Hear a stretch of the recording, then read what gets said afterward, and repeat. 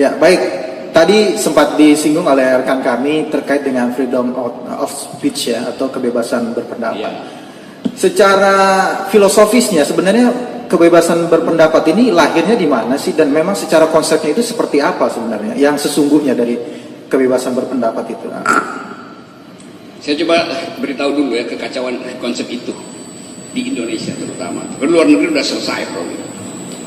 Suatu waktu di ILC saya diundang untuk membahas soal hak asasi manusia itu. Lawan debat saya bilang begini, Pak Presiden Jokowi sudah memberikan kebebasan pada rakyat. Karena itu jangan salah gunakan itu. Mungkin 2-3 tahun lalu ada janji. Saya bilang ini Pak Jokowi ini enggak buta huruf terhadap hak asasi manusia. Tidak ada kebebasan yang diberikan oleh negara. Negara bisa mencabut kebebasan itu untuk hal-hal yang sifatnya prima facie itu. Tapi konsep kebebasan itu diberikan oleh alam, bukan oleh negara. Nggak ada kebebasan hak asasi, kebebasan yang diberikan oleh negara. Yang diberikan oleh negara kebebasan yang ada di dalam hukum positif, bukan natural rights itu. Jadi memang ini penguasa kita ini buta huruf terhadap HAM. Kali-kali saya perhatikan narasinya.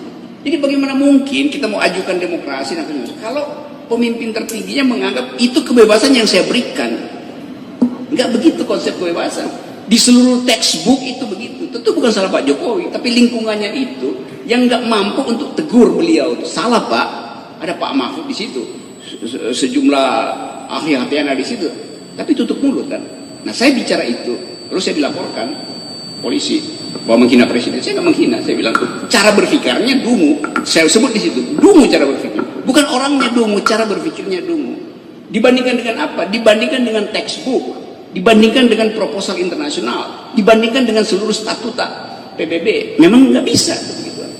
Jadi sekali lagi soal-soal semacam itu yang seolah masih bisa diperdebatkan, nggak bisa, itu udah final bahwa hak asasi itu adalah pemberian surga, pemberian Tuhan, pemberian alam bahkan kalau kita mau pakai dalil-dalil, dan itu nggak boleh dicabut untuk situasi apapun yang disebut underogable rights.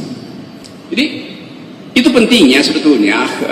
Sekaligus saya senang ada di sini di depan majelis hakim, supaya juga sekaligus ini persidangan yang beri edukasi tentang the thing called rights itu kan.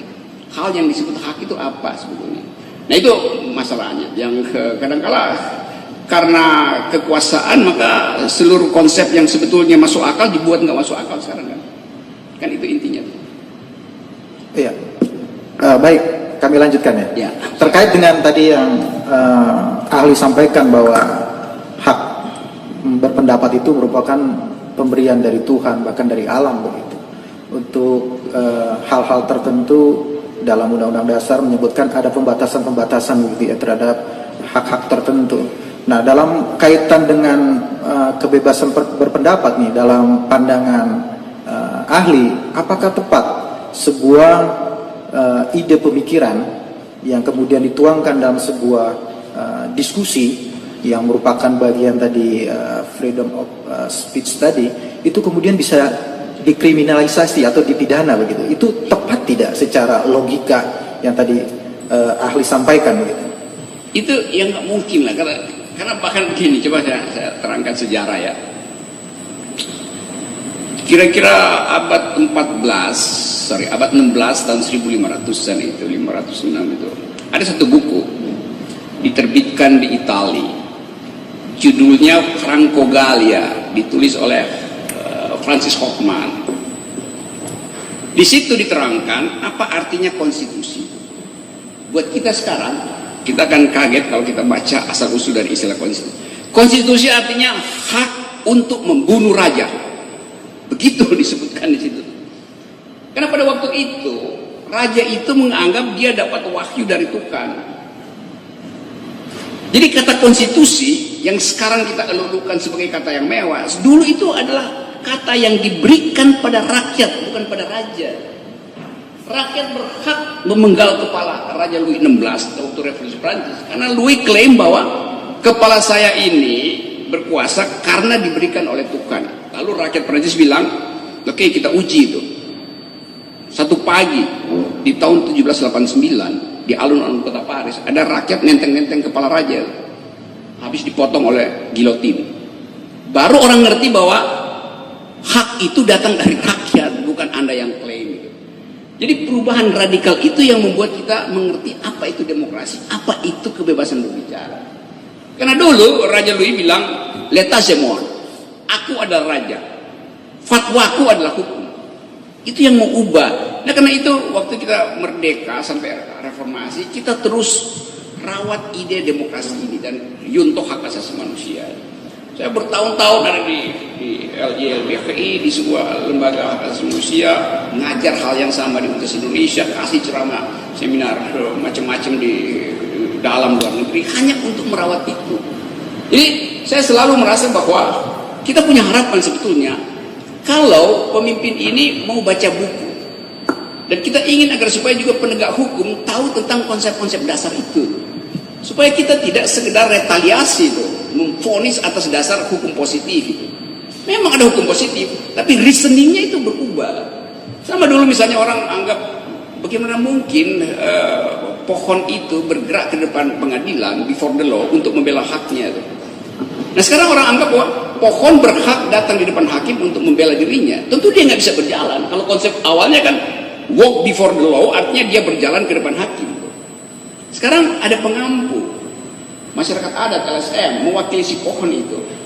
Dari situ kita mengerti bahwa hukum sekarang berubah dari the right of nature to natural right. Itu jadi seluruh perubahan itu mesti kita tuntun juga secara akademis. Nah ini bahaya negeri ini kalau konsep-konsep dasar itu tidak dipahami oleh para penyelenggara negara. Akibatnya adalah viktimisasi, kriminalisasi itu. Jadi kita ingin sekaligus mengupayakan satu Indonesia maju yang betul-betul keren berpikir hukumnya gitu. Di kita sekarang hukum itu sekedar dianggap sebagai the black letter of law, tulisan hitam doang itu.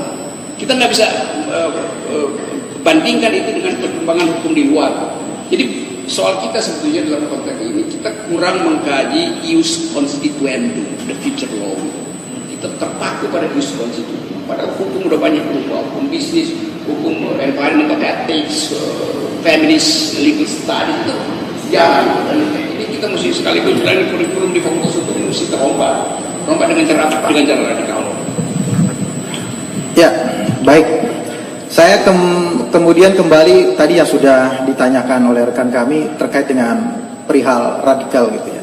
Tadi ahli mengatakan juga bahwa tidak identik ya antara orang yang membuat teror dengan radikal gitu ya. Radikal juga tidak identik dengan teror gitu ya. Saya mau ke flashback mungkin. Tadi kan ahli sering mengutip pendapat-pendapat dari para pemikir di zaman Yunani begitu ya. Ada Aristoteles, ada Plato gitu. Pernah nggak ahli mengetahui ada istilah di masa Yunani itu yang dikenal dengan Cassandra curse atau Cassandra paradox atau kutukan Cassandra? Saudara pernah dengar nggak itu? Cassandra itu biasanya nama perempuan dan itu nama yang manis, Cassandra, 2S, Cassandra. Saya belajar mitologi Yunani. Saya tahu siapa itu Pandora's Box, kotak Pandora. Itu nama seorang perempuan dan saya bisa cerita panjang lebar. Cassandra itu juga begitu. Cassandra adalah seorang perempuan, statusnya dijadikan dewi, yaitu dewi untuk membaca masa depan itu Cassandra. Jadi fortune teller namanya tuh, semacam apa namanya? Kalau sekarang ya pakai kartu atau pakai palmistry itu kan. Paranormal. Jadi dia diberi kemampuan oleh dewa Zeus yang bertakhta di Gunung Olimpia. Cassandra, kamu akan punya kemampuan untuk fortune telling, untuk membaca masa depan. Dia senang. Tapi sekaligus kamu dikutuk bahwa yang kamu terangkan tidak akan ada yang percaya. Jadi itu paradoksnya. Jadi kalau bilang Cassandra paradoks, ya begitu. Artinya Artinya you ngoceh aja, tapi orang nggak akan percaya tuh. Itu bisa kita pakai secara positif atau secara negatif tuh. Nah, karena kalau banyak pakar yang disewa untuk ngoceh, tapi orang nggak percaya, karena dia masuk dalam Cassandra paradoks itu. Sekaligus juga dipakai di dalam istilah psikologi itu, Cassandra syndrome. Jadi orang ini mengalami Cassandra syndrome itu, ingin keren, tapi sebetulnya nggak ada yang percaya keterangannya itu. Karena itu ketidakmampuan untuk berpikir logis atau dia masuk di dalam jebakan paradigma kekuasaan itu. Sehingga orang anggap lu ngomong apapun, lu itu bagian dari rejim. Jadi ya itu ketukannya gitu. Curse buat si Putri Cassandra itu. Ya, tadi menarik karena ahli menyebut ada istilah juga di dalam psikologi gitu ya. Ya. Karena ahli yang diperiksa sebelumnya itu kan juga ada dari psikologi forensik gitu ya. Ahli tersebut kemudian melakukan menganalisis lah begitu sebagai siapa nama psikologi. Ahlinya? Salah satu ahli. Namanya mungkin saya kenal, mungkin teman dosen saya. Namanya kalau tidak salah Ibu Cassandra juga kan. Astaga. Jadi salah satu, tapi kita tidak membahas tentang namanya. Oh, karena itu lanjutan ke sana. Oke. Kan kita tidak bicara tentang namanya, melainkan metodologi yang. Ya itu metodologi yang saya terangkan tadi. Ya, metodologi yang dilakukan oleh ahli ini adalah dengan melakukan, beliau kan psikologi forensik ya, psikologi klinis gitu ya. Beliau melakukan pemeriksaan terhadap psikologis gitu ya, tapi tidak melakukan pemeriksaan secara langsung terhadap yang diperiksa, melainkan melakukan pemeriksaan hanya terhadap artikel-artikel berita yang dikumpulkan oleh si ahli tersebut. Itu pun kalau dalam perspektif kami sebagai tim kuasa hukum itu hanya yang berkaitan dengan yang berita-berita yang bisa dikatakan negatif gitu ya. Kemudian juga beliau katanya juga mengaku mewawancarai hampir 800 orang napiter gitu, sehingga dari pemeriksaan itu memberikan kesimpulan kalau seseorang itu yang diperiksa itu adalah orang yang radikal dengan golongan yang sangat tinggi gitu ya. Iya, tapi tadi kembali orangnya itu secara langsung tidak pernah diperiksa, tidak pernah ada istilahnya ada tanya wawancara segala macam. Nah, dalam pandangan metodologi ataupun dalam keilmuan yang tadi hermeneutika itu, apakah ini bisa diterima secara akal sehat atau secara reasoningnya itu bisa diterima gitu di dalam sebuah perkara gitu? Itu bahayanya kalau orang. Pak, mohon izin Pak. Ya itu. Saya terangkan pelan-pelan ya. Kalau kita berpikir termasuk interpretasi hukum, legal reasoning itu di ujung kiri ada yang disebut Cartesian clarity, kepastian Cartesian. Cartesian ini seorang filsuf yang mendorong kita untuk berpikir matematis itu. Dia hidup tahun 1596, jadi abad ke-16 itu. Semua orang yang rasional selalu pergi pada teks-teks Cartesian. Bahasa orang Yunani namanya Cartesius, tapi orang Prancis panggil dia Descartes. Cartesian. Kalau kita pernah belajar matematika di mungkin kelas 5 SD itu, kan ada koordinat Cartesian kan, bidang A, B, C, D, itu yang bikin itu Cartesian itu.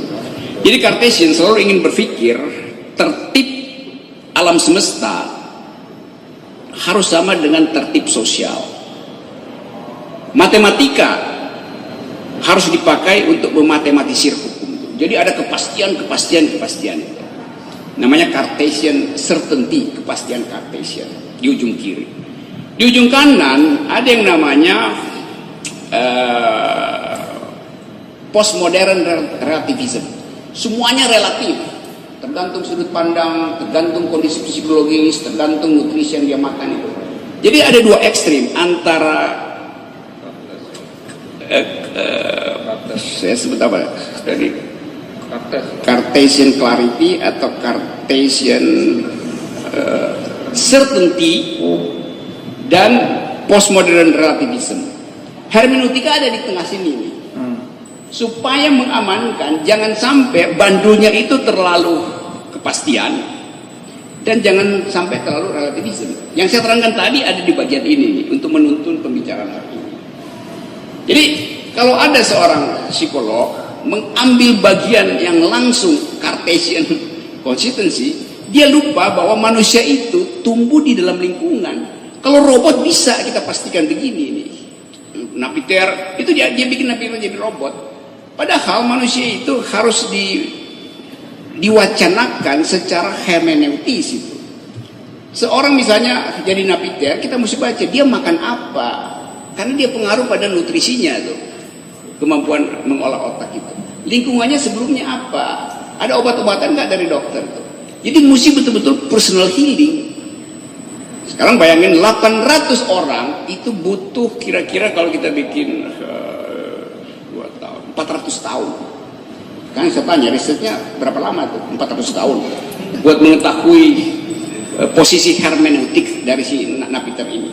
Itu artinya dia random aja sebetulnya kan, nggak mungkin dia wawancara 800 orang, nggak bisa itu. Jadi setiap napiter atau bahkan setiap manusia cenderung untuk menulis autobiografinya tuh.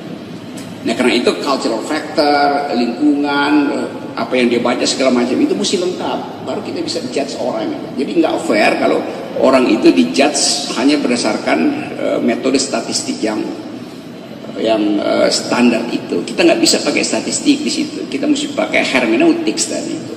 Jadi itu pentingnya hermeneutics diajarkan juga di Fakultas Hukum. Ini saya pelajari seluruh kurikulum Fakultas Hukum di Indonesia itu nggak ada yang namanya legal hermeneutics. Yang ada ilmu tafsir hukum itu lain, atau ilmu perbandingan hukum enggak. Ini berupaya untuk paham teks ini bunyinya demi apa sih itu. Nah itu yang sebetulnya. Jadi saya nggak percaya bahwa yang keterangan itu masuk akal secara metodologis, apalagi secara akademis itu. Baik, itu kami catat, ya, Pak ahli. Terakhir dari saya, mungkin nanti dilanjut dengan rekan yang lain. Dalam menurut pendapat ahli, apakah seseorang yang kemudian membaca suatu buku-buku tematis tertentu, kita bisa ambil contoh misalkan buku-buku tentang terorisme gitu, apakah dia secara otomatis itu bisa dikatakan kalau orang tersebut mendukung terorisme? Saya punya buku di perpustakaan saya, kira-kira 10.000 buku. Hukum, filsafat, teknologi segala macam. Ada rak khusus yang saya kumpulkan bukan sekedar buku, tetapi dokumen-dokumen tentang teroris dari PBB yang berubah-ubah itu. Jadi buku saya tentang teroris banyak banget, betul. Sangat banyak tentang terorisme. Jadi kalau dikatakan bahwa seseorang itu alam pikirannya ditentukan oleh buku yang dia baca, dia justru bisa terbalik. Dia ingin mempertanyakan buku-buku itu. Saya baca buku Marxisme banyak betul tuh, sosialisme banyak betul, buku Islam saya baca banyak betul, psikologi saya baca banyak betul. Karena saya ingin tahu apa sebetulnya underlying assumption dari buku itu, underlying assumption, asumsi yang disembunyikan oleh buku itu. Itu fungsi kita membaca. Lain kalau kita disodori ke baca ini wajib oleh ibu guru, bikin review, ya kita bohong-bohongin aja kan review itu kan.